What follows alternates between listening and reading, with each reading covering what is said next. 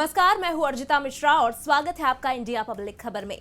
तमाम सियासी हंगामे के बीच सभी 288 सीटों पर एक ही फेज में महाराष्ट्र विधानसभा चुनाव आखिरकार खत्म हो चुका है। लेकिन चुनाव के ठीक पहले महायुति में कैश कांड और महाविकास अघाड़ी में बिटकॉइन को लेकर छिड़ा बवाल अभी भी थमने का नाम नहीं ले रहा और दोनों ही तरफ से एक दूसरे पर वार पलटवार का दौर भी लगातार जारी है। एक तरफ जहां बीजेपी महासचिव विनोद तावड़े पर एक होटल में मतदाताओं को प्रभावित करने के लिए पैसे बांटने का आरोप है, तो वहीं दूसरी तरफ एनसीपी शरद पवार गुट की सांसद सुप्रिया सुले और महाराष्ट्र कांग्रेस के प्रदेश अध्यक्ष नाना पटोले पर बिटकॉइन हेराफेरी का बड़ा एलिगेशन लगा है।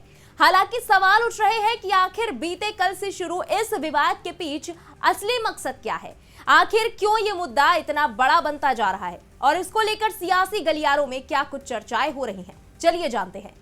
महाराष्ट्र के चुनावी दंगल में सत्ताधारी महायुति और विपक्षी महागठबंधन महाविकास अघाड़ी के बीच ये जंग चल रही है कि सत्ता के सिंहासन पर इस बार किसका राज तिलक होगा।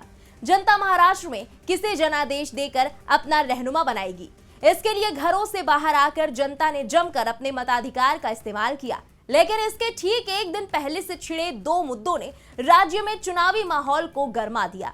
पहला, नाला सुपारा के एक होटल में बीजेपी के राष्ट्रीय महासचिव विनोद तावड़े पर बहुजन विकास अघाड़ी के कार्यकर्ताओं ने पैसे बांटने का आरोप लगाया। उन्होंने कहा कि तावड़े ने 5 करोड़ रुपए बांटे हैं।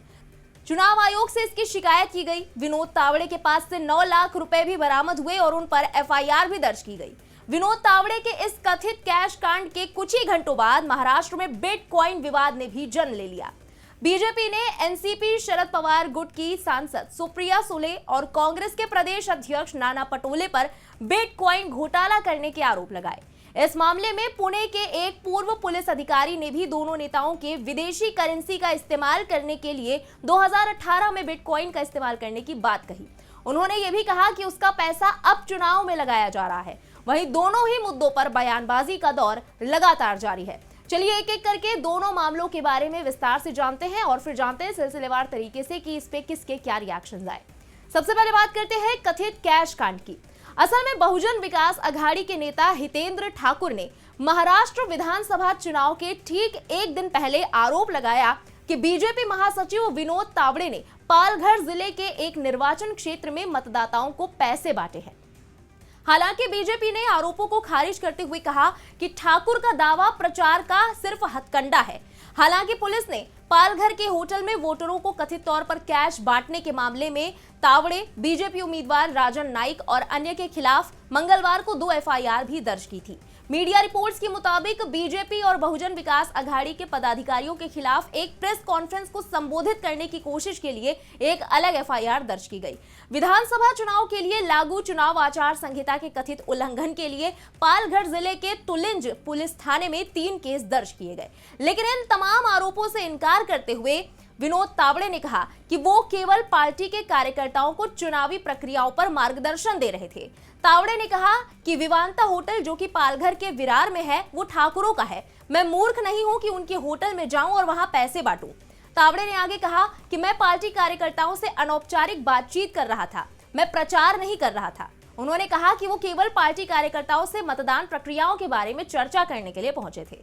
तो वहीं इसको लेकर विपक्ष की ओर से दे दनादन काउंटर अटैक भी शुरू हो गया। कांग्रेस के ऑफिशियल एक्स हैंडल पर पोस्ट करते हुए लिखा गया कि बीजेपी के राष्ट्रीय महासचिव विनोद तावड़े महाराष्ट्र के एक होटल में पैसे बांटते हुए पकड़े गए। विनोद तावड़े बैग में भरकर पैसे लेकर आए थे और वहां पर लोगों को बुला बुलाकर पैसे बांट रहे थे। ये खबर जब जनता को पता चली तो भारी हंगामा हो गया। पैसों के साथ विनोद तावड़े के कई वीडियो सामने आ रहे हैं। महाराष्ट्र में वोटिंग होने वाली है, उससे ठीक पहले बीजेपी के नेता पैसों के दम पर चुनाव को प्रभावित करने में लगे हैं। इसमें कार्यकर्ताओं से लेकर बड़े बड़े नेता तक शामिल हैं। चुनाव आयोग को इस मामले में संज्ञान लेना चाहिए और सख्त कार्रवाई करनी चाहिए। कांग्रेस की इसी पोस्ट को रिपोस्ट करते हुए कांग्रेस सांसद राहुल गांधी ने प्रधानमंत्री नरेंद्र मोदी पर कटाक्ष करते हुए अपने कैप्शन में लिखा कि मोदी जी, ये 5 करोड़ किसके सेफ से निकला है? जनता का पैसा लूटकर आपको किसने टेम्पो में भेजा?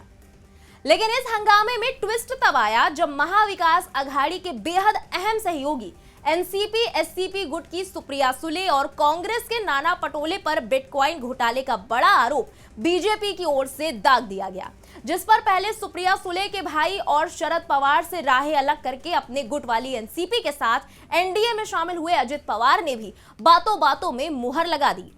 दरअसल पूर्व आईपीएस अधिकारी रविंद्रनाथ पाटिल ने दावा किया था कि सुप्रिया सुले और नाना पटोले ने बिटकॉइन के बदले कैश के लिए गौरव मेहता के नाम के एक व्यक्ति से संपर्क किया था और इस पैसे का इस्तेमाल महाराष्ट्र चुनाव में किया गया था।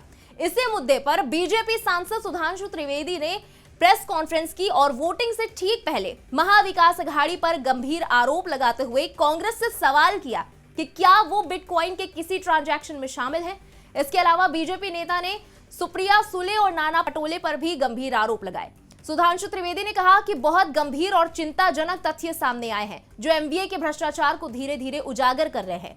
ये स्वतंत्र और निष्पक्ष चुनावों पर एक गंभीर सवाल है। उन्होंने व्हाट्सएप चैट का प्रिंट आउट दिखाते हुए कहा कि इन चैट्स और नोट से ये पता चलता है कि कैसे सुप्रिया सुले और नाना पटोले द्वारा बिटकॉइन ट्रांजैक्शन किया जा रहा था।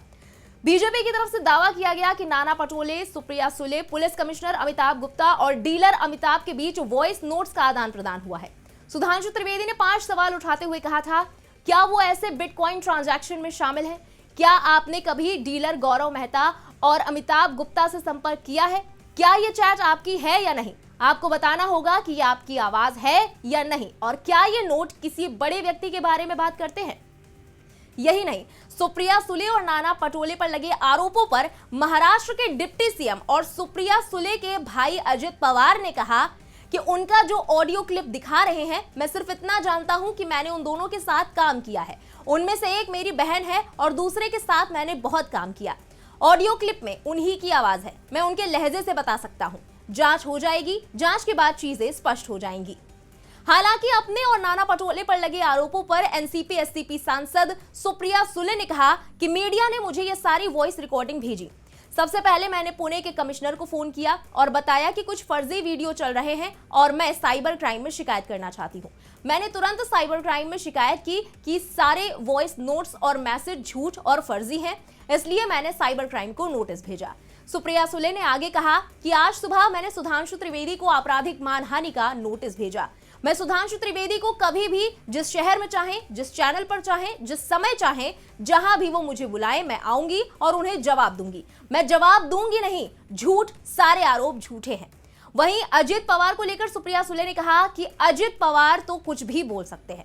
यहां आपको बता दें कि पूर्व आईपीएस अधिकारी रविंद्रनाथ पाटिल ने आरोप लगाए थे कि साल 2018 में क्रिप्टो करेंसी से जुड़ी धोखाधड़ी में सुप्रिया सुले और नाना पटोले शामिल थे। उन्होंने दावा किया कि इस करेंसी का इस्तेमाल विधानसभा चुनाव अभियान में किया गया। उन्होंने यह भी दावा किया कि एक बिटकॉइन डीलर अमिताभ गुप्ता ने ही उनको सुप्रिया सुले और नाना पटोले के शामिल होने की बात बताई थी।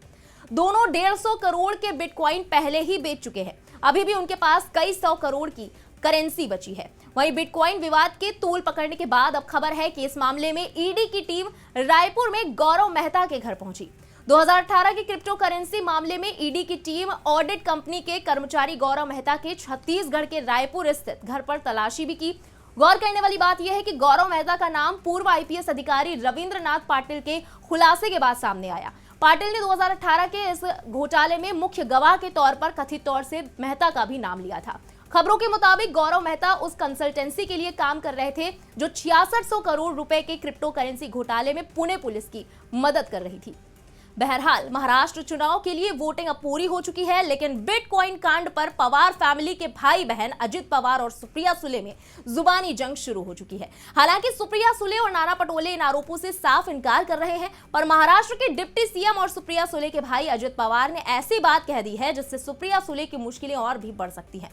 तो वहीं महायुति में भी कथित कैश कांड को लेकर मचा तूफान कब थमता है, ये देखने वाली बात होगी। लेकिन इन सबके बीच आपको क्या लगता है कि इन दोनों मुद्दों का कितना असर चुनावी नतीजों पर पड़ सकता है? कमेंट करके जरूर बताएं। देश और दुनिया की बाकी खबरों के लिए बने रहें इंडिया पब्लिक खबर के साथ। हमारे YouTube चैनल को सब्सक्राइब करें, बेल आइकन दबाना बिल्कुल न भूलें।